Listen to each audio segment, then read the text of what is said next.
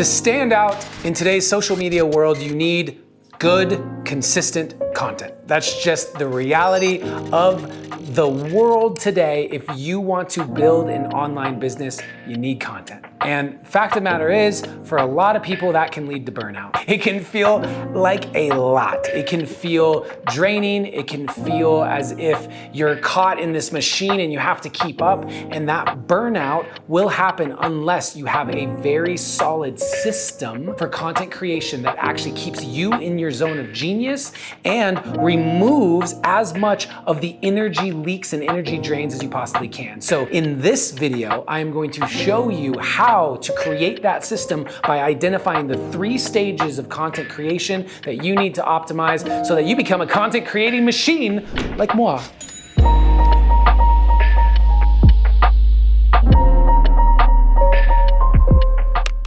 So first, what is the first stage of content creation? It's idea generation. Idea generation, this is where you come up with your best ideas. And this is one of the most overlooked parts because we have an inner artist inside of us that just comes up with ideas, that loves to be in the moment, that loves to be free, that loves to just be dreaming up and visioning, and that happens. But there's also an inner entrepreneur in us that wants to replicate success. And so the inner artist that people tap into when it comes to ideas and creativity oftentimes is not seen through a lens of how do we replicate? How do we actually find the magic sauce and create the optimal ways in which to get you into a flow state? And so when you look at idea generation, that could be going on walks and bringing a phone recorder so that you could just talk through it. Maybe what you need is to talk to other people. So being a part of a mastermind community or an accountability group would be the way to do that. Maybe for you, the most important way that you could generate ideas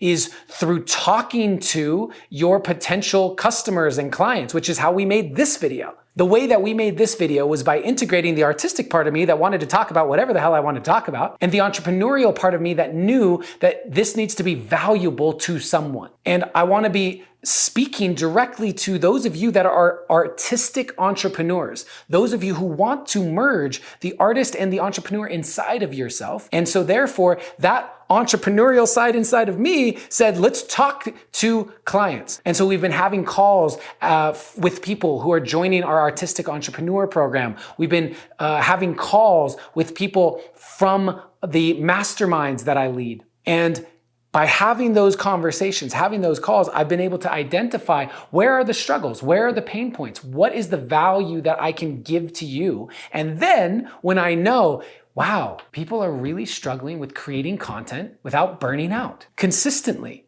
that keeps showing up. Well, all right, hey, artist side of me, go crazy. How can you deliver with the most amount of value as possible? How can you get on your stage? This is my stage. This is my stage.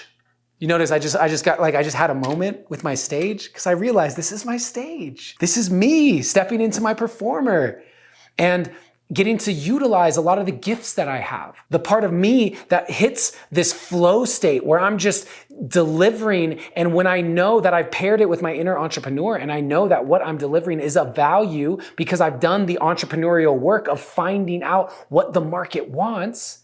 Now suddenly I have the confidence to just be free to deliver as much as I can on this topic. That's how I'm making all of the YouTube videos. And so for you, let's say that you're a coach. For a lot of coaches, your genius comes through while you're coaching. And so you get some of these downloads, or you say things that even surprise you. All of these great ideas come through. So record your calls. Record them, and they might turn into content with permission from your client, but even if they don't actually turn into content, they will be the ideas that you can turn into content. If you follow me on Instagram, you probably see that most of my content over the last several years has been me on stages or being interviewed on podcasts or on my own podcast, The Creative Path. And The reason is because when I'm in that flow state in the moment on stage or on a podcast, having those conversations, that's when the best stuff comes through. So we just started taking that and making it into content. And the moment that we did that, the social media just started growing and taking off. So finding the ways in which you generate your best ideas, when you can capture them and then start to turn them into content, is that first stage of this process of designing a system that works for you. And then that will take you into the second stage of this process. And the second stage of this process is the actual content creation. All right, family, I wanted to take a moment and remind you that if you are interested in the Artistic Entrepreneur Incubator, I encourage you to check the link in the description of this video because we are filling it up. If you are someone who has the heart of an artist and the mind of an entrepreneur, and you have a knowing that you could be great, you just need the community, the mentorship, the structure, the invitation into a space for you to actualize your greatness. If that is you, then right now, click the link and make sure that you take the journey with us. The content creation is, again, an inner battle between the artist and the entrepreneur, because the entrepreneur knows that you need consistent content that has a specific message of value to deliver. And the artist just wants to create from inspiration. The artist wants to feel free to create art the way that art is meant to be created, with no rules or restrictions, which is not actually true. Art has rules and restrictions. Your guitar has a limited amount of frets and a limited amount of strings. There are always rules and restrictions. It's a romanticized idea that art has no restrictions or no rules. And that romanticized idea, which is not grounded, creates opposition with our inner entrepreneur that wants to create with consistency and with a purpose. And so when we can merge these two, we start to see the ways in which we can have content creation as an effective system for delivering value and invite the artist in to do that. And so what could that look like? Let's say that you are someone that really struggles with filming. What I'm doing now is just not your cup of tea. You don't want to do it. You know you have to, but you don't want to do it. Well, great. Let's limit the amount of times you need to do it. Don't record multiple times a week and face that resistance over and over. Batch your content, meaning set up a photo shoot, hire a camera person to come in once and film all of your content for the entire month. And now you are actually only doing the part you dislike one time a month, and you are generating tons of value. You love the idea generation phase. Great. Let's make you love the content creation phase. How do you design that? For others that you're watching this, the idea of batching content feels exhausting, but you love to share when you're in a space of inspiration, but you're not so technical, and like getting it set up and that sort of thing can feel draining. That's an energy leak, right? So how can you deal with that? You deal with that by setting up a space in your home where you are already ready to record. You have a ring light that you've purchased. You have a tripod. Oftentimes the ring lights have actually the tripod inside of them where you can set up your phone. And when you have that moment of inspiration, all you need to do is go and sit in your designated area, turn the thing on, put your phone and hit record. You've eliminated the technical aspects, the setup aspects, the idea of where do I find good lighting? Oh my gosh, the sound, there's the gardener out there. Like all of that stuff goes away, and you bring ease to the process of creating when you're inspired. Again, designing a system for how you create content that is most effective for you in your uniqueness, honoring the artistic creative process that you have, and honoring the fact that you get to do it consistently over time. And one other way that you can leverage inside of the content creation stage is with technology. And there has never been a time where it has been easier for you to create content than right now. Between AI and programs like CapCut or Canva, things that add captions for you automatically, things that make it super easy for you to just cut up and edit videos, create graphics. It's never been easier. And the reason why people don't do it is because they don't actually get over the initial difficulty of learning. And this is the part that is yours to do. You have to get over the difficulty of learning. This is equivalent to going to the gym. When you go to the gym, you don't complain that the weights are heavy. You realize that the weights are meant to be heavy. They're supposed to be heavy. In fact, it's supposed to be difficult in the beginning. That's how you know you are going to get stronger, by doing the thing that's hard. And if you keep lifting 100 pounds, eventually 100 pounds feels easy. And guess what? Are you going to stay at 100 pounds because it's easy and that was the goal? No, you're going to go to 110 pounds and it's going to be hard. And you're not going to complain about it because you know you're getting stronger. And yet when it comes to learning new skills, when it comes to the mental realms, so many people feel that difficulty, that resistance of learning something new, and they get discouraged and they think that they're not good at it. And that's not true. That feeling of trying to learn a new technology and be like, I don't understand, this is not working, that frustration is new neurological pathways forming in your mind. That's the equivalent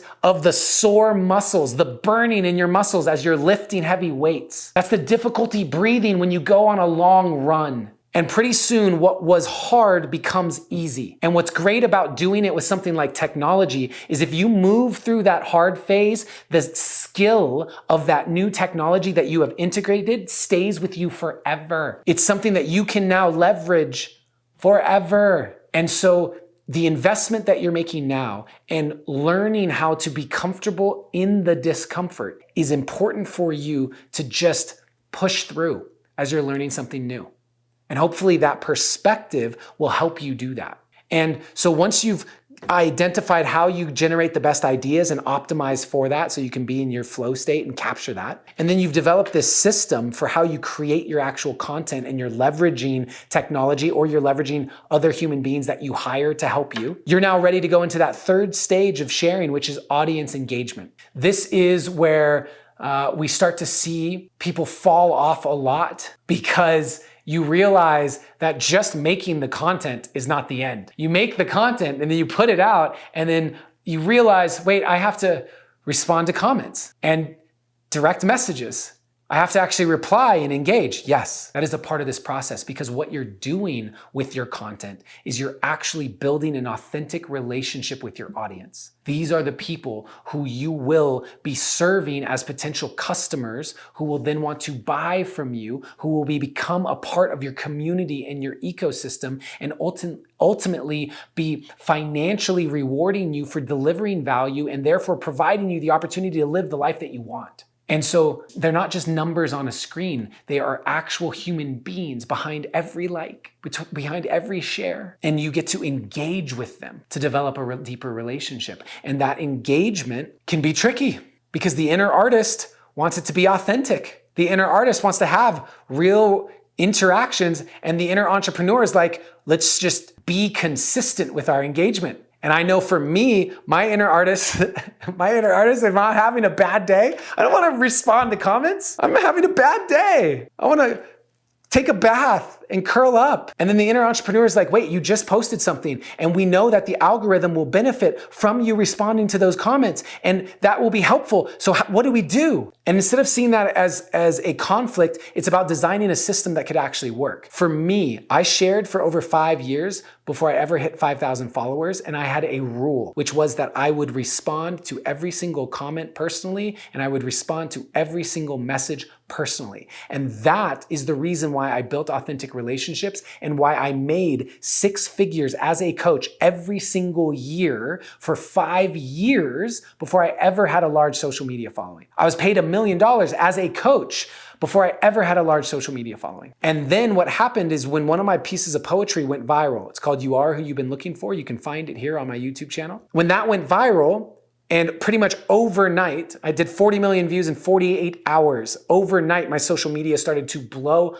up and I was receiving hundreds of messages a day. I suddenly couldn't keep up. And I had a previous system that I would respond. And now I was faced with this internal question of, is it authentic for me to have someone else, a virtual assistant, respond on my behalf? And I had this conflict inside of myself. Okay, part of me feels it's inauthentic, but then there's another part of me that wants everyone to get a response. If they give me their time and their energy by leaving a comment because they took the time to watch a video, I want to respond to them so that they feel as if their comment didn't go unheard. And I sat And what's my truth around this? And to let you know how I decided to do this, I went through and I found the 20 to 25 most common responses that I had to comments, because most comments are very similar. They're thanking me for my content, they're sharing a little bit. And by finding the 25 most consistent responses that I had, some form of emojis, or thank you so much for your comment, or I really appreciate you, again, just letting them be seen, I was then able to give those responses to a VA who was then able to respond with my authentic voice, with the actual responses I would have made. And they did not have any permission to go outside of that. So I knew that no one else was my voice. And that's an example of how I found a balance that's only possible when you merge the inner entrepreneur with the inner artist. The part of me that desired to be authentic, that desired for it to be my unique voice and me as an essence, merged with that inner entrepreneur that knew it was a good business move to respond to everyone. And so that was an example in my own life of how I was able to find that balance by removing the blocks of thinking they had to be separate. And then from that place, I encountered where most people actually develop really bad habits in this audience engagement phase, which is that they don't have any boundaries. I had no boundaries, which meant that every time I posted something, now that I had this social media following, every single time that I posted something, I knew that all these comments were coming in, all these messages were gonna come in. And so I suddenly was on my phone all the time. What I posted led to me responding all the time, especially early on. It's addicting. Oh my gosh, it can feel so good as someone, when you first start posting and it seems like no one's actually paying attention. When you start to get people paying attention, when you start to see the comments coming in, when you start to see those messages come in, at that stage, there's an excitement to it. But what that looks like is suddenly I'm pulling out the phone every 10, 15 minutes, seeing what the next comments are or how well something's doing. And before I know it, I've developed an addiction to social media, an addiction to my phone. And that feeling of addiction, that feeling of being out of control, of not having any boundaries, can create an unhealthy relationship to social media and ultimately cause me not to want to release content, which hurts my business. And by hurting my business and not releasing content, I'm delivering less value and I'm not actually creating the vision that I have for my life. And so creating strong boundaries for yourself in the engagement process is absolutely key. With all of this, with these 3 stages, as we recap here, of idea generation, content creation, and audience engagement, the key is to always stay a student, always keep learning. There's gonna be new technology that changes things. There's gonna be new algorithms, maybe new social media platforms that completely change the game. There's going to be adjustments to your life. You might have babies, you might get married. I'm ready for that. When I get married and have babies, well, I'm gonna need to change my process for how I share.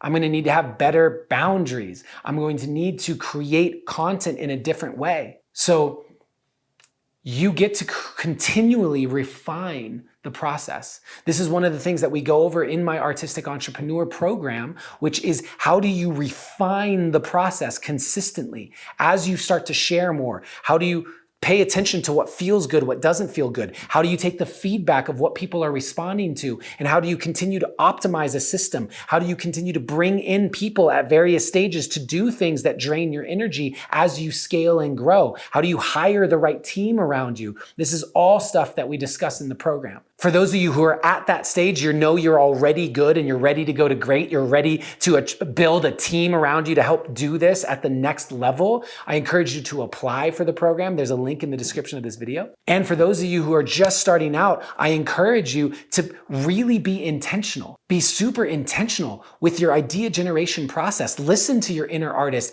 Ask how it wants to express. How can it get most creative? And listen to your inner entrepreneur and provide the structure for your artist to thrive. And in the content creation process, set it up so that you're delivering from a space of flow and excitement and inspiration, because that's how you will create magnetism to your content that will attract people that are the right clients that are ready to pay you for the value you have to provide, so that you can continue to step into that 3rd stage and engage with your audience to build an authentic relationship. so that when you are ready to launch that next thing from that place of excitement, you already have the community that is right there, ready to buy, ready to go on a journey with you. And when you have that, when you've created that thing where your inspired ideas become paying customers and lead to changing the lives of people who have paid you, you have designed a ecosystem, a funnel, a regenerative cycle that will lead to an incredibly fulfilling life that you love. Thank you for being on that journey. Thank you for stepping into artistic entrepreneurship. And thank you for designing something that is inspiring to each and every one of us who see you leading the way with your courage, with your willingness to keep learning, by watching videos like this, by trying new things, by being courageous. I see you, I hear you, I love you, and I send you blessings wherever you are in the world. Much love, fam. Thank you so much for watching this video. I really appreciate you taking the time. If you are interested in building a life that you love through the 3 pillars of relationship, business, and creativity, then I encourage you to continue checking out more of my content, including this video, which I really think that you will like. So again, I like to incorporate freedom and structure, right? I think they're both paramount in terms of the creative process. Like, because people want to be free spirits, but that can also be chaotic, right? So the space that we're occupying within the space is entirely up to our perception of our own limitations, constraints, etc. Yeah. And at any point in time, we can decide to expand beyond those constraints. I like to have that balance of the two. Freedom is you remove constraints, that gives birth to possibility, and that generates creative inspiration, but then also having that structure that is dedicated.